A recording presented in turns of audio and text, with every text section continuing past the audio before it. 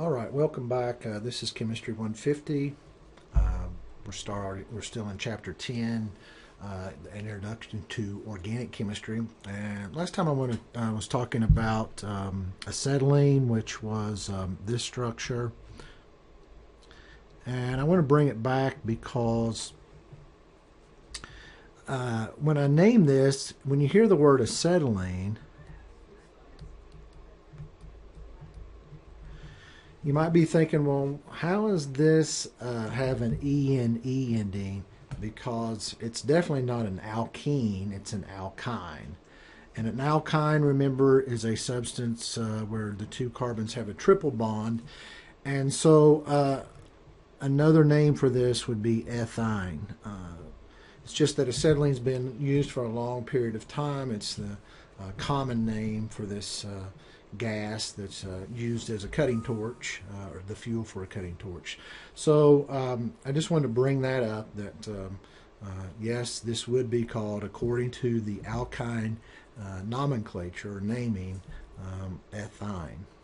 Okay. Today what we're going to talk about is the difference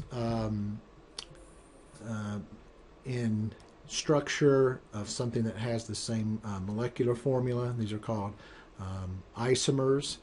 We're also going to talk about branched hydrocarbons and the naming of those branched hydrocarbons, as well as functional groups. The functional groups is really important. You're going to find out that it's what's attached to the carbon backbone that determines many of the chemical properties of that substance. So just a little bit of refresher. Last time we talked about condensed formulas, and they can look something like this.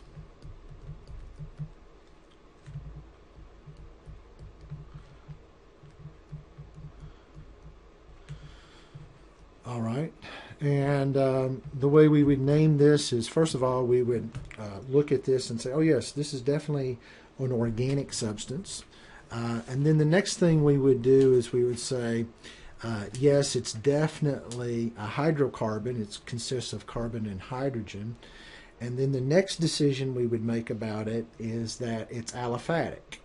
Again, that division is aliphatic or aromatic. Aliphatic, generally going to be a straight chain carbon, or it's going to be not a cyclical carbon that has resonance, which that's a special type of compound. And those things that are cyclical, that are aromatic, that have pi bonding, and again, I know you don't know those terms at this point, but those things we would consider to be aromatic. So this is an aliphatic compound, and then the decision we have to make, is it saturated or unsaturated? Since this is all carbons bonded together with hydrogens coming off the carbons to make a full 4 bonds for each carbon, this is definitely a saturated hydrocarbon. And being a saturated hydrocarbon, this is an alkane. So we know it's an alkane, so we're going to name this according to the alkane nomenclature, or naming system. And so this is a alkane that has 1, 2, 3, 4, 5, 6 carbons. So we would name this substance hexane. Hexane. And again, I've shown a condensed formula, a structural formula, and then we also have the line formula. So there's the line formula for hexane. 1, 2, 3, 4, 5, 6. Remember, each ending terminal point there, that represents a carbon, and then we assume everything else is hydrogen coming off of it. You're going to like the line formula. It's very easy to draw and doesn't take up as much space. All right. We also have the molecular formula. And remember, here's the key. Here's the thing that's going to tell you very quickly whether you have an alkane or not. If you see something that has this general formula, CnH2n plus 2. All right, so what this does for you, if you have 6 carbons, and then you have 2 times 6, that's what the N is here. 2 times 6 is 12, plus 2 is 4. You would get 14 hydrogens.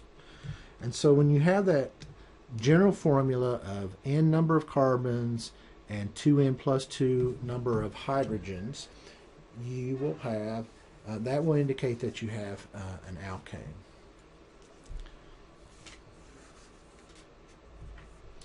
All right, so what's interesting about alkanes is when we look at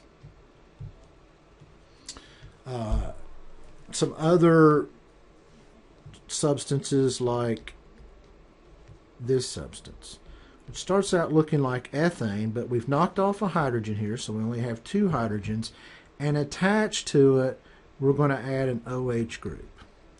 Now, you might think this is hydroxide, but it's OH with a bond coming off of it, so we have a specific name for this. This is called the hydroxyl group.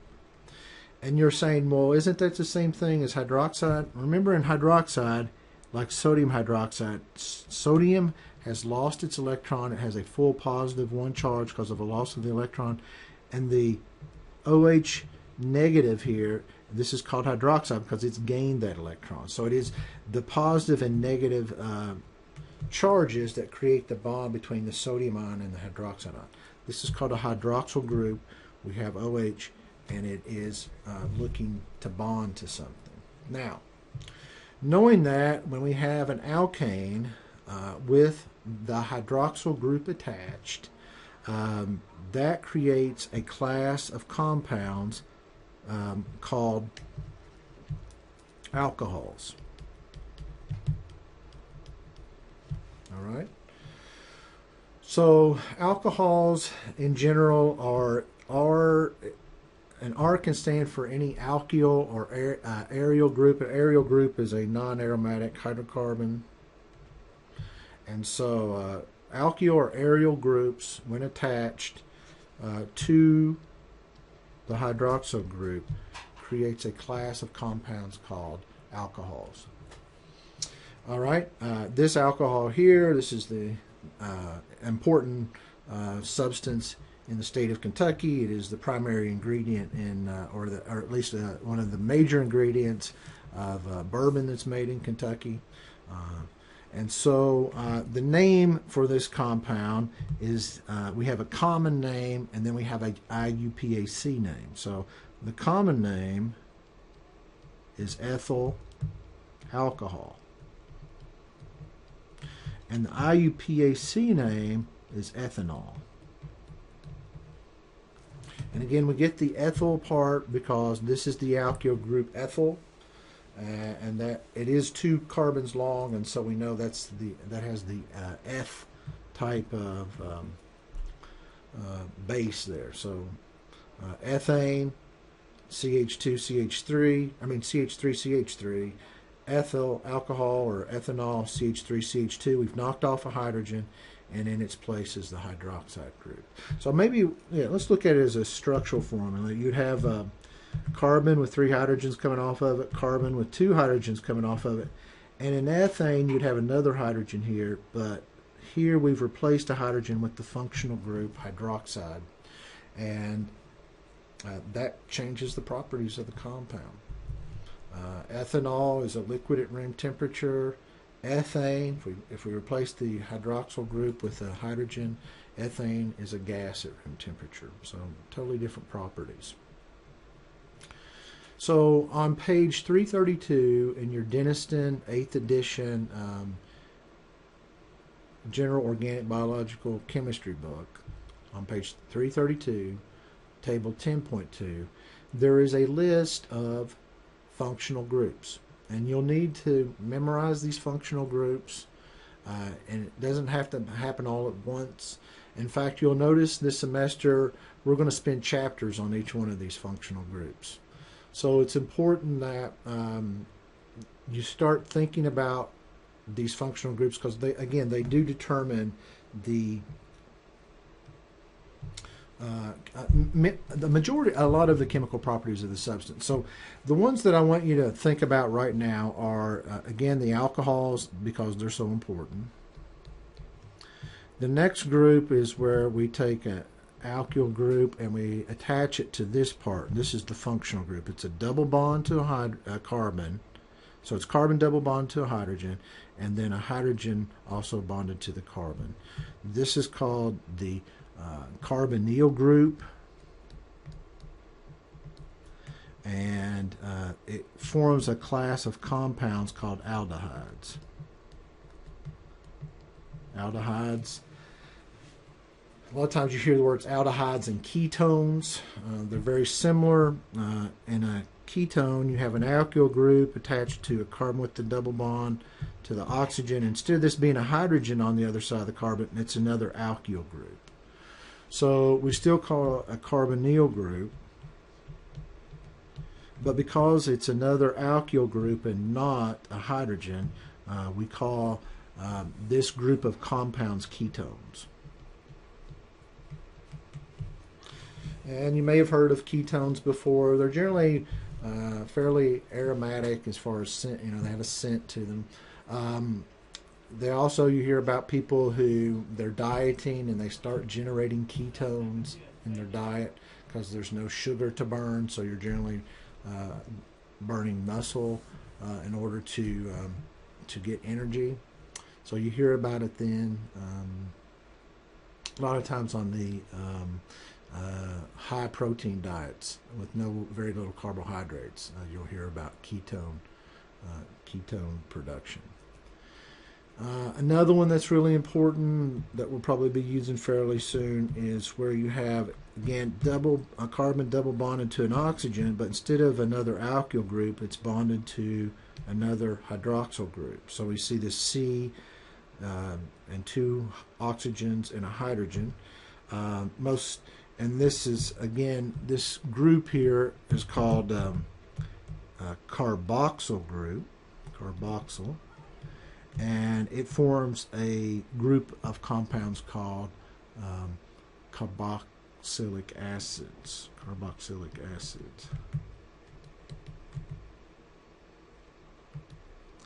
And the most common carboxylic acid is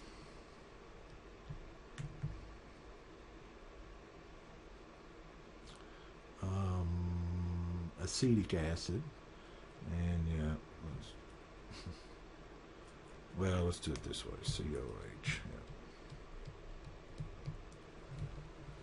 Yeah. Okay. So these are just some of the functional groups to get you started. I've pointed these out because they seem to come up the most beyond alkenes and alkynes. Now we're going to use those quite often too. So keep these in mind. Think about what you're identifying. Again, remember R stands for alkyl groups or aryl groups, but most of the time we'll probably see it as used as an alkyl group in this book. All right, next thing I want to talk about is I want to talk a little bit about the chemical and physical properties of alkanes. So the simplest alkane is methane. And again, this has its own name. It's been around so long. We call it methane. And it has a melting point. Let's look at some melting points and boiling points. So methane is the primary component of natural gas. So you would expect it to be a gas at room temperature. If you look at the boiling point in degrees Celsius for methane, it's negative 162.2 degrees Celsius. And its melting point is negative 182.5 degrees Celsius. So it's such a low temperature. Yes, at room temperature, we definitely expect methane to be a gas. Interesting about methane, you talk about crystal methane. It's in the bottom of the ocean under high pressure, low temperature, and it's actually crystals. And they talk about using that as an energy source in the future, that they would harvest these crystals of methane and use them as fuel sources. The only problem with that is, again, being able to harvest them. And another thing is it still contributes to global warming, because when you burn a hydrocarbon in air, you're going to get carbon dioxide, which is a greenhouse gas. So it doesn't help that we are bringing more carbon into our atmosphere. So probably not as big a development as some other things happening right now.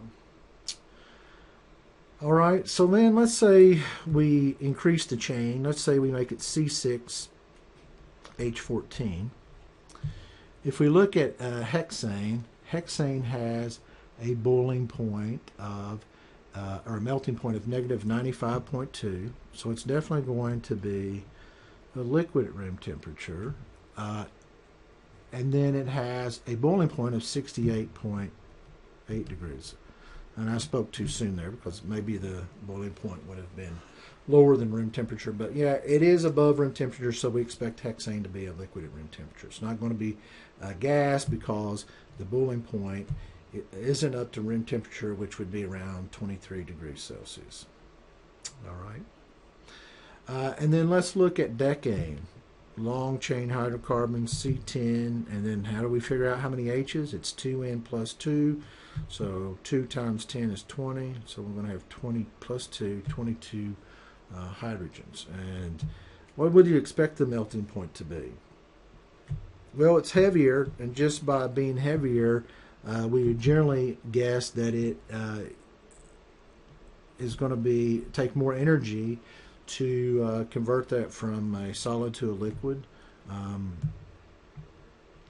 And so we see, yes, there's an increase in the melting point and boiling points. Now, is it just about the mass? No, it's not. When we look at these structures, ethane or methane, you just have a carbon. Here you would have 6 carbons. I'm going to do a line structure. And here you'd have 10 carbons.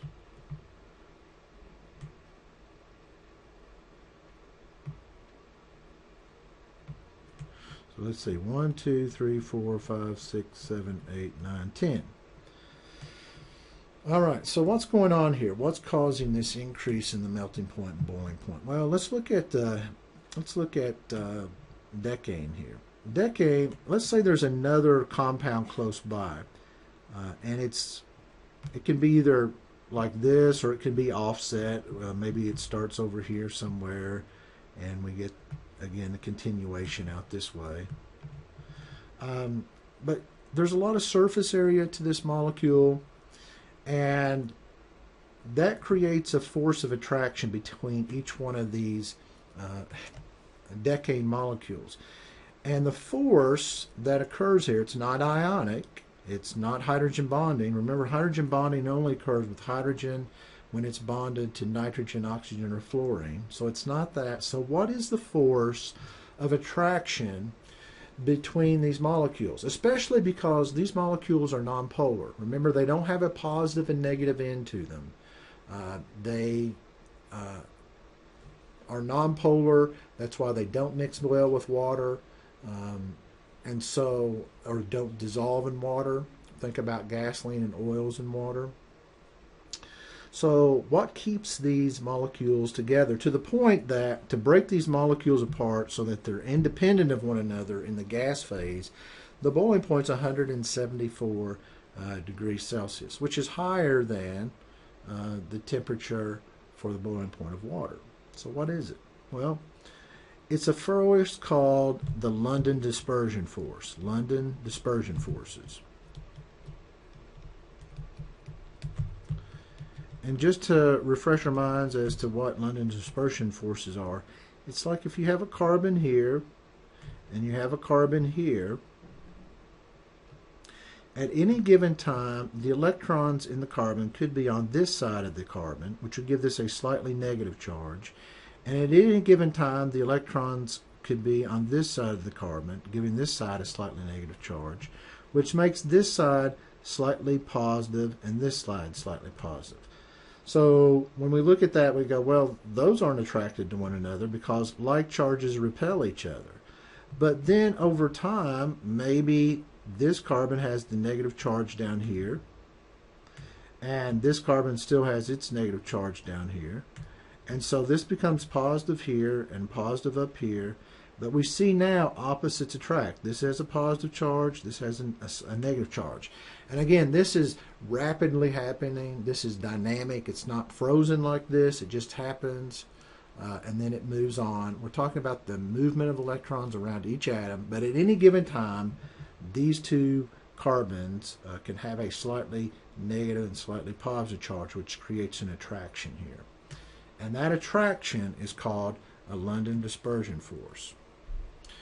So the more in contact or close proximity of one molecule to another, and the longer the chain, the more likely there's going to be greater London dispersion forces. And therefore, these molecules are going to stick together, and they take more energy to either change them from a solid to a liquid, or more energy to change them from a liquid to a gas. So the importance here is that as the molecular chain increases, or the carbon chain increases, we will see an increase in the melting point and boiling point.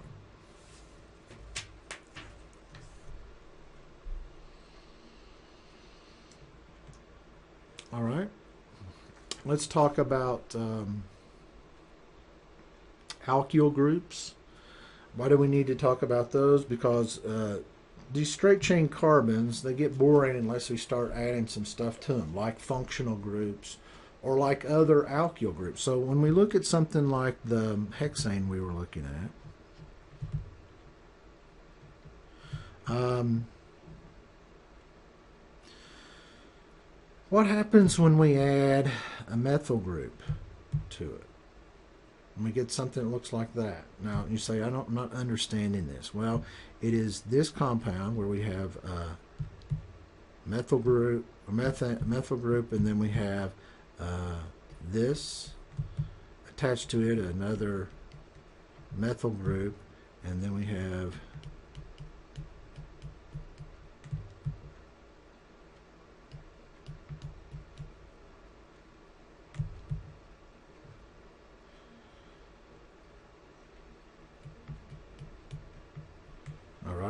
so let's look at that. This is this goes right here, and remember there's another carbon at the end of that. That goes here, that goes there, that goes there, that goes there, and then on the end we have the terminal methyl group. All right, so again, instead of writing this condensed molecular formula, much easier just to 1, 2, 3, 4, 5, 6, and then put a line on it like that to represent another methyl group. So how do we name this compound?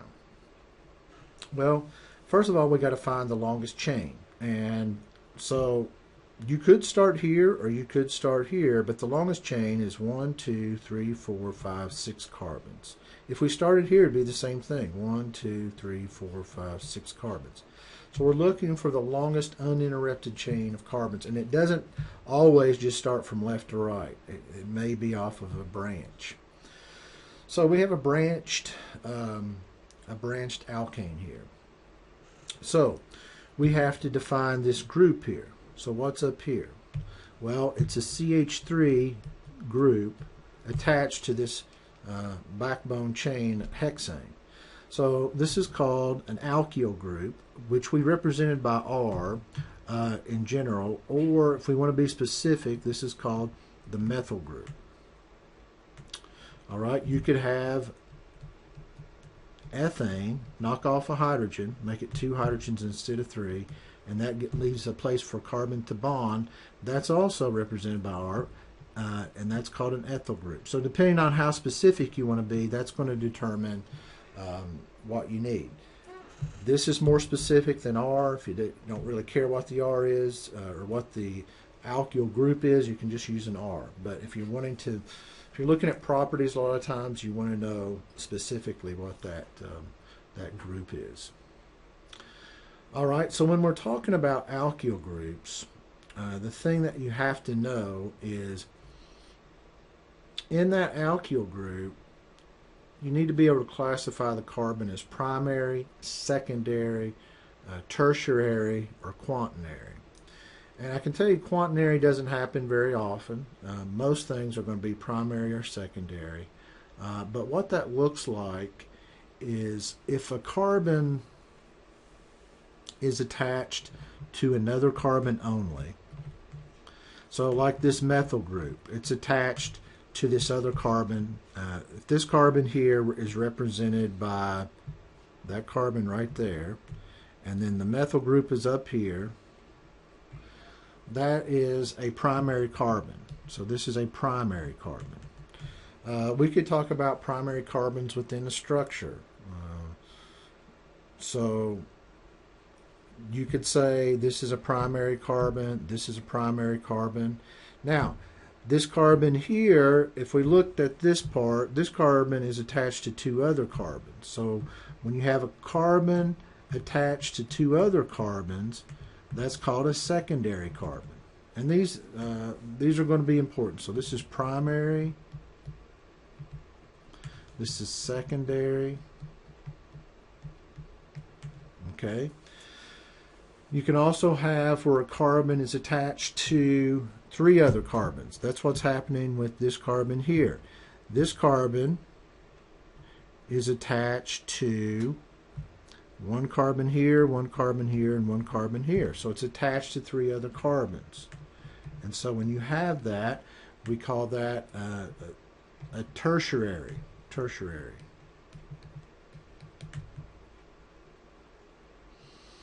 Tertiary. Just want to make sure I spell it right.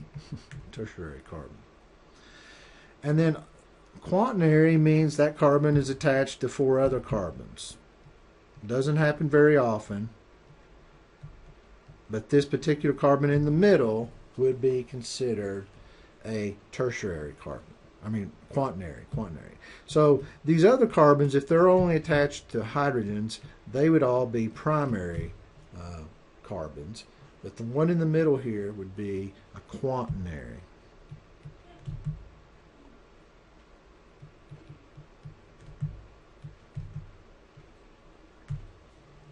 And that would be 4 degrees. 4 degrees for this particular carbon right there in the middle. All right. So knowing that, we can start building branched hydrocarbons or branched alkanes. So for example, let's say I have, let's start with the hexane again. 1, 2, 3, 4, 5, 6. There's my hexane. And I'm going to attach to it now a group that looks like this. Okay, so let's think about this. Well, first of all, what we want to do is we want to make sure what is the longest chain in this compound. That's the first thing. So identify the longest chain of continuous carbons in the compound. So I'm going to start off and I'm going to say this is carbon 1, this is 2, this is 3, this is 4, this is 5, this is 6. All right, so that's one possibility. The other one is we get the 5 here. 1, 2, 3, 4, 5. This is 6. This is 7. All right. So we're looking at that and we go, okay, 1, 2, 3, 4, 5, 6, 7. And so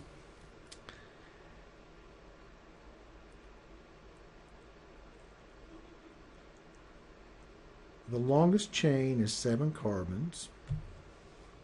So if it's 7 carbons long, it's heptane. Okay? And so, and it doesn't matter whether you call this one the 7th carbon or this one the 7th carbon. All right? So if that's the case, if the longest chain is this 7, then this becomes an attachment, this bond here, and this one here becomes an attachment. So we look at those two attachments, and each one of those are a methyl group. They're actually a carbon with 3 hydrogens coming off of them. So we have to name where those methyl groups, those alkyl groups, are attached to our longest carbon chain.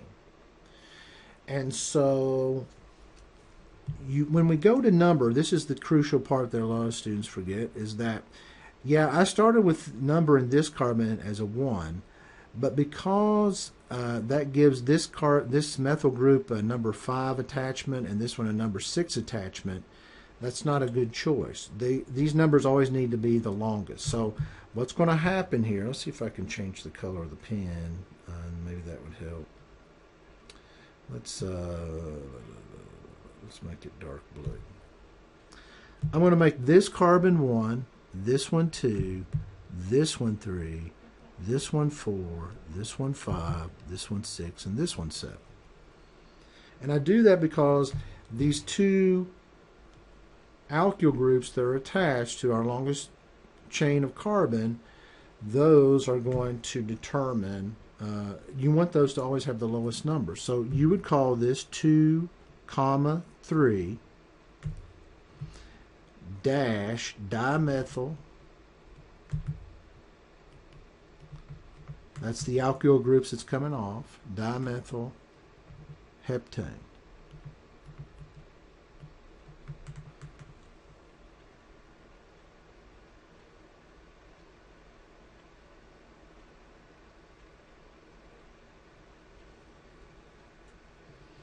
All right. So 1, 2, 3, 4, 5, 6, 7. And then we have those two attachments. 2, 3 dimethyl heptane. So heptane tells you the backbone. Dimethyl tells you there's two methyl groups coming off the central atom, or off the central chain. And the 2 and 3 tell you where those methyl groups are coming off the central, the backbone of the molecule. All right, another name for this would be, let's clean this up a little bit. 1, 2, 3, 4, 5. So let's clean this up and look at it again. You could label this, again, carbon 1, this carbon 2, this carbon 3, this carbon 4, this carbon 5, and this carbon 6. All right, and you would look at this group and treat this as a function, or as an alkyl group attached. Okay, so this particular, the common name of this particular alkyl group is isopropyl. So you could call this compound 2-isopropyl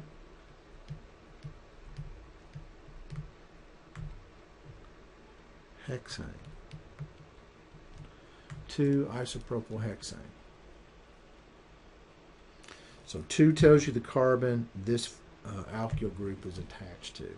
So that's what's a little difficult to me about organic chemistry, is that there are more than one name for the compounds.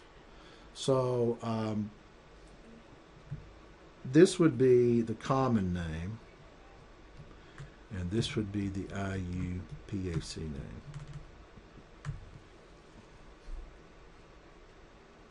All right. So then what I want you to be able to do here with these compounds is I want you to be able to classify each one of the carbons as primary, secondary, or tertiary. So let's look at this. So this carbon here would be a primary carbon. It's only attached to one carbon. So this is a primary. Number 5 here is attached to 2 carbons, so it's a secondary. Number 4 here is secondary because it's attached to 2. Number 3 is secondary. We get to this carbon here, and it's attached to a total of 3 carbons. So this one is tertiary. And then the carbon at the end here, again, is a primary carbon. We get down to this carbon here, and it's attached to 3 other carbons. So this one in the middle here is also tertiary. And then these carbons on the end here, these would be primary carbons. You go, why do I need to know whether it's primary or tertiary? Well, sometimes in the naming it's important.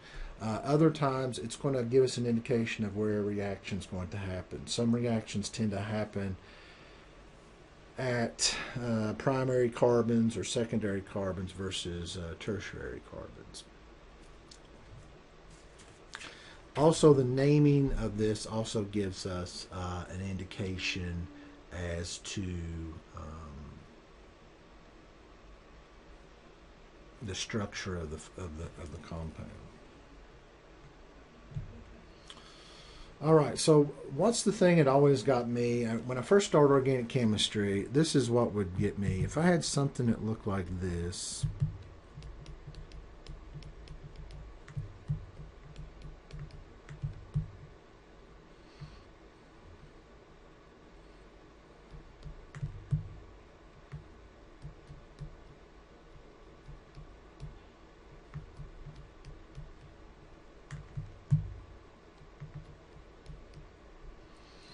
all right, so I'm looking at this compound and I'm going, well, what's the name of this compound?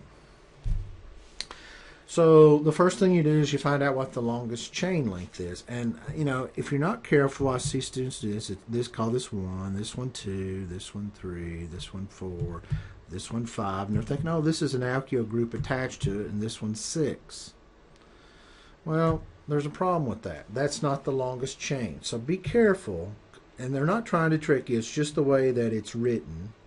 That is not the longest chain. The longest chain is this is 1, 2, 3, 4, 5, 6, 7, 8. All right, a little bit of interruption there, so I want to see if I can recreate what we were talking about. We have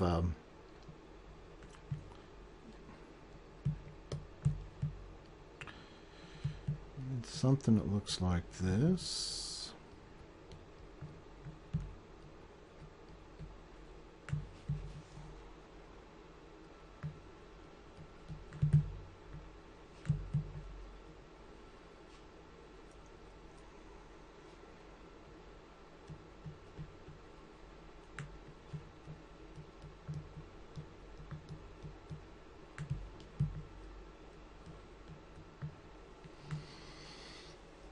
All right, and we're trying to name this compound, and we realize that the longest chain actually starts here. 1, 2, 3, 4. This is carbon number 5. This is 6, 7, 8. That's the longest chain. Now, a lot of times I see students who just want to go with the straight line there and say the longest chain is 6, but it's actually 8 carbons long. So what that does is, knowing that it's 8 carbons long, it's octane. Okay, and then we look off of this backbone here. So here's our backbone, and off of the backbone we have this methyl group. All right, and again, methyl group is bond, carbon, 3 hydrogens attached. Again, do not get this confused with methane. These are totally different substances. In methane, we have a compound in itself, no bond. The bonds are taken up with the hydrogens. So they do have totally different chemical and physical properties. So this is a methyl group. We've identified the alkyl group as methyl.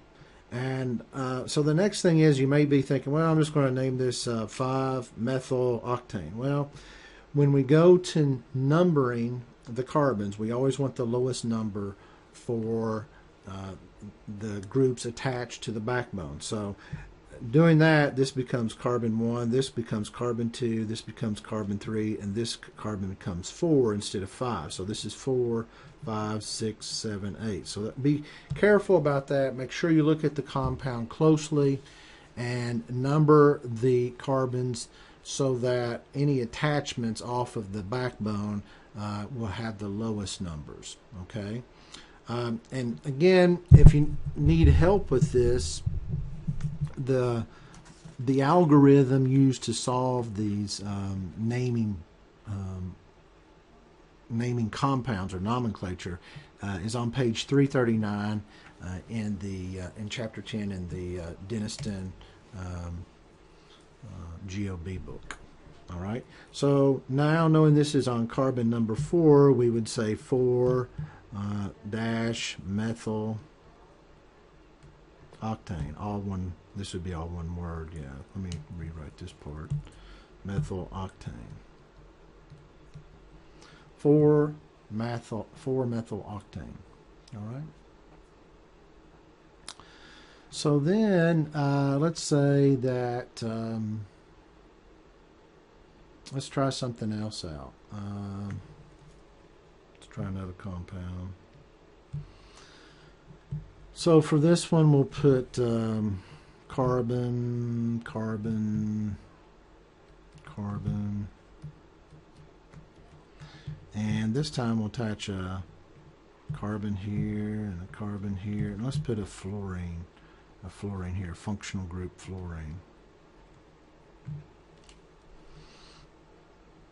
All right. So how do we name this compound? And again, we're assuming here that everything else is hydrogens. Again, if we're doing a line structure, we go 6 carbons, 1, 2, 3, 4, 5, 6, and we would have a methyl group here, and a methyl group here, and a fluorine group here. Oops. I don't know what happened to the other one. All right, so we have something like this. All right, so the first thing we need to do is find out what our longest chain is. Well, here's 1, 2, 3, 4, 5, and it doesn't matter which one of these we call 6. We'll call that one 6. So 6 is our longest chain, so we definitely know we're dealing with a hexane.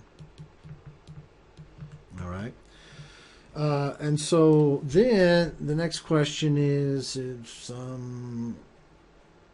how do we number the carbons? We want the lowest total for the carbons. We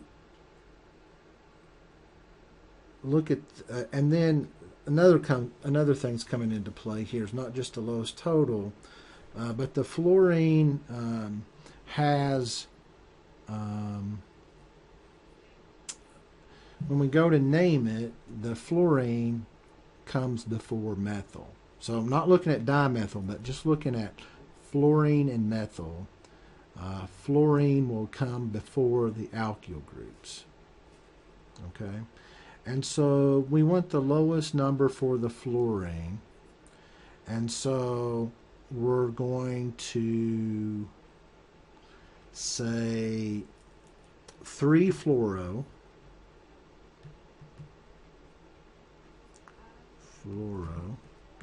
Okay, 3 fluoro, and then we're going to say 2, 5 dimethyl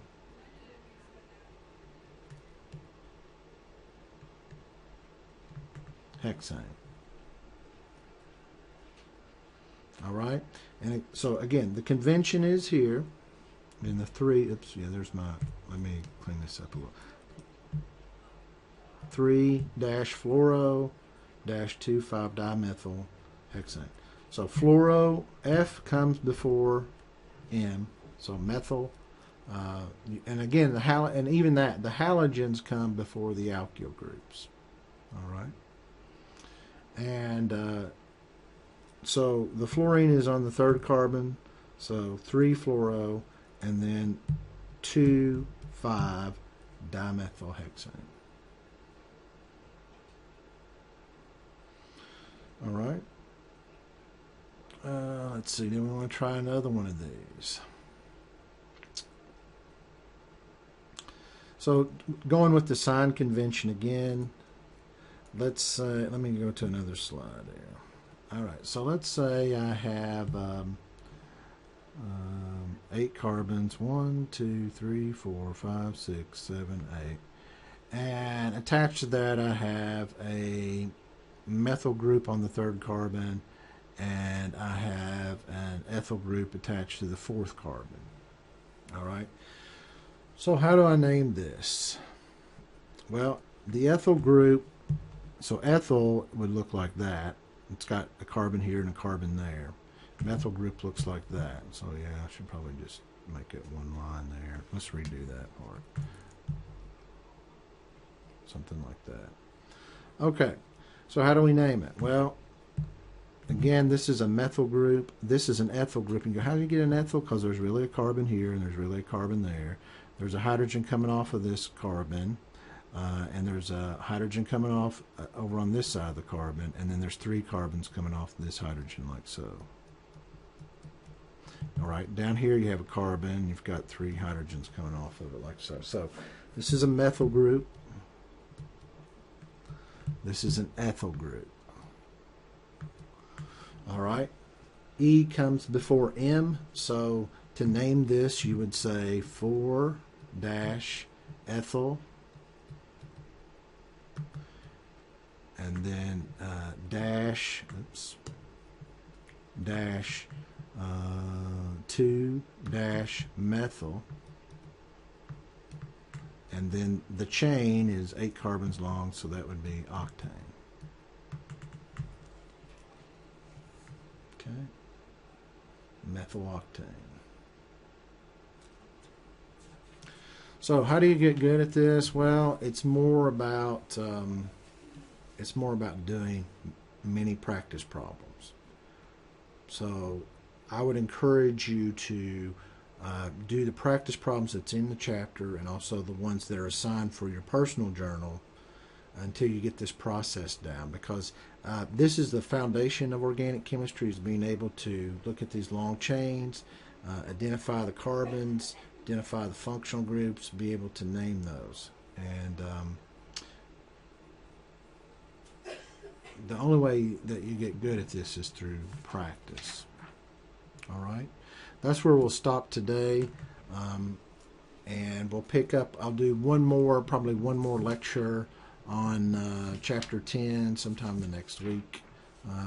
And we didn't really get to isomers today, so that will be the focus of the next lesson.